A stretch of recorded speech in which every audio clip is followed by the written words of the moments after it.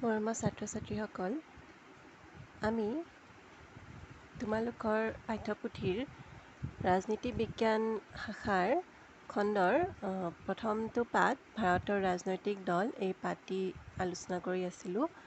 যোৱাটো ভিডিঅ'ত মই ৰাজনৈতিক দল কাক বোলে আৰু বিভিন্ন ধৰণৰ বিভিন্ন ৰাষ্ট্ৰত কেনেকুৱা ধৰণৰ শাসন ব্যৱস্থা আছে সেইখিনি আমি আলোচনা কৰিছিলোঁ।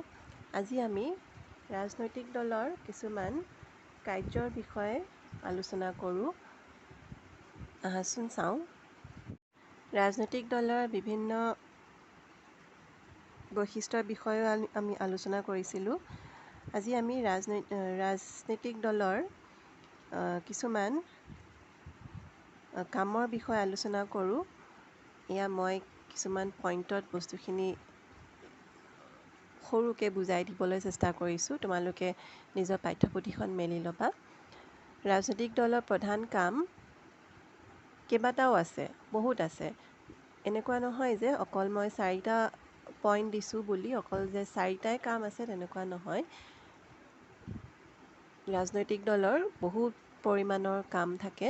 তাৰ ভিতৰত কিছুমান আমি আলোচনা কৰোঁ। প্ৰথমটো হৈছে জনগণক ৰাজনৈতিক শিক্ষা প্ৰদানেৰে শিক্ষিত কৰা। এটা ৰাজনৈতিক দলৰ প্ৰধান কামটো হৈছে আমাক অৰ্থাৎ জনগণক ৰাজনৈতিক শিক্ষা প্ৰদান কৰা। ঠিক আছে, আমাক ৰাজনীতিৰ বিষয়ে জনোৱা, বুজোৱা, জ্ঞান দিয়া, সেইটো হৈছে ৰাজনৈতিক দলৰ এটি প্ৰধান কাম। দ্বিতীয় কামটো হৈছে জনগণৰ মনত ৰাজনৈতিক সজাগতা বৃদ্ধি কৰা। ৰাজনৈতিক সজাগতা বৃদ্ধি কৰাটো হৈছে ৰাজনৈতিক দলৰ এটি দ্বিতীয় প্ৰধান কাম। 3 নম্বৰটো হৈছে জনমত গঠন কৰা। আমাৰ এখন ৰাষ্ট্ৰত জনগণৰ মানুহৰ মতটো বহুত দৰকাৰী হয়। সেয়ে জনমত গঠন কৰাটো হৈছে ৰাজনৈতিক দলৰ এটি প্ৰধান বিশেষ কাম। আৰু শেষৰটো হৈছে জনমতক সুসংগতিত ৰূপ দিয়া। যিখিনি মত তেওঁলোকে আমাৰ পৰা গ্ৰহণ কৰিব, সেই মতখিনি, সেই কথাখিনি সুসংগতিত ৰূপ দিয়া, সুসংগঠিত কৰি তাৰ ওপৰত কাম কৰাটোৱে হৈছে ৰাজনৈতিক দলৰ এটি প্ৰধান বিশেষ কাম। তাৰপিছত ইয়াত দিয়া হৈছে এইখিনি কামৰ উপৰিও গণতন্ত্ৰত জনগণে চৰকাৰ গঠন প্ৰক্ৰিয়াত অংশ লোৱাৰ পৰিৱেশ সৃষ্টি কৰাটো ৰাজনৈতিক দলৰ অন্য এক দায়িত্ব। সেই পৰিৱেশটো সৃষ্টি কৰিব লাগিব যাতে সকলো মানুহে, ৰাষ্ট্ৰৰ সকলো জনগণই ৰাজনীতিত অংশগ্ৰহণ কৰে। নিৰ্বাচনত জয়ী হৈ চৰকাৰ গঠন কৰা ৰাজনৈতিক দলটোৰ উপৰিও বিৰোধীৰ আসনত থকা ৰাজনৈতিক দলেও চৰকাৰৰ কাম কাজৰ ওপৰত তীক্ষ্ণ নজৰ ৰাখে। এটা ৰাজনৈতিক দল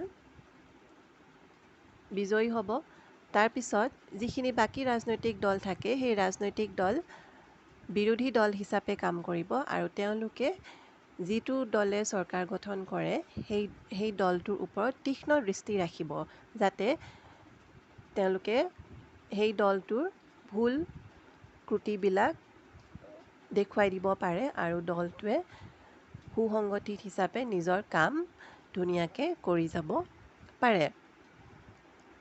প্ৰয়োজন সাপেক্ষে গঠনমূলক সমালোচনাৰে চৰকাৰক উচিত পথ অগ্ৰসৰ হ'বলৈ আহ্বান জনায়।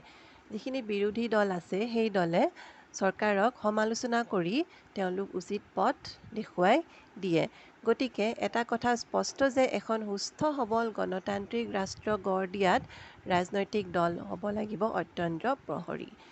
সুস্থ সবল গণতান্ত্ৰিক দেশ এখন গঢ় দিবলৈ ৰাজনৈতিক দলে সকলো কাম কাজৰ ওপৰত গুৰুত্ব প্ৰদান কৰি বিৰোধী দলসমূহে চৰকাৰ গঠন কৰা দলটোৰ ওপৰত তীক্ষ্ণ দৃষ্টি ৰাখি ভুলবিলাক সমালোচনা কৰি তেওঁলোকক উপযুক্ত পথ দেখুৱাই দিব পাৰে। সেয়ে হৈছে আমাৰ ৰাজনৈতিক দলসমূহৰ প্ৰধান কাৰ্য। আজি আমি পাঠটো ইয়াতে সামৰিছোঁ। আশা কৰোঁ তোমালোকে বুজি পাইছা আৰু নিজে পাঠ্যপুথিসমূহ পঢ়ি ল'বা।